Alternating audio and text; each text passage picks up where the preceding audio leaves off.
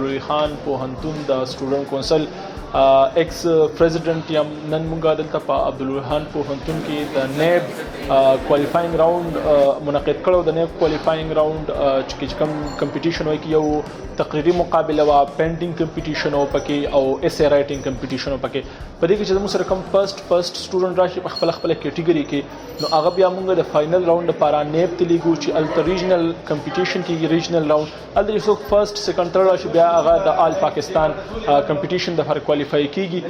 الحمدلله زه خپله د تېر کال د نیب د ریجنل راوند د تقریري مقابلې وینر یم. هلته ماته هغوی کیش پرایز راکړی، انعامات یې موږ راکړي دي.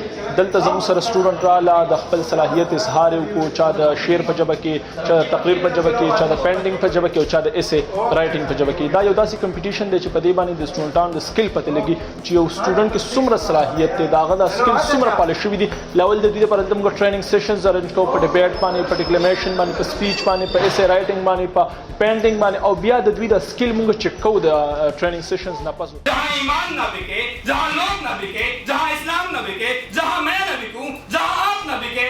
جس معاشرے میں جرائم پیشہ افراد امیر ہوں اور تعلیم یافتہ لوگ غریب ہوں، اس معاشرے کی نئی نسل کو اس بات پر قائل کرنا مشکل ہے. دلته به ایونټس کې دلته دومره اویرنس منو students were not aware about things happening in the co-curricular side. No, I'm very much proud of this, and I would like to thank District Youth Office for arranging such activities for the students, because if the government is involved, I think our students can go higher and higher and can achieve everything they want to. This was basically an anti-corruption week in collaboration with NAB. Now, دلته چې کوم initial round شو، د دې چې کوم winners دي they'll go and be participating in the final round په KPK level باندې به چې کومي. No, I'm glad our students are participating, and I hope چې د دې کوم message they know it move forward and our masses are aware about it.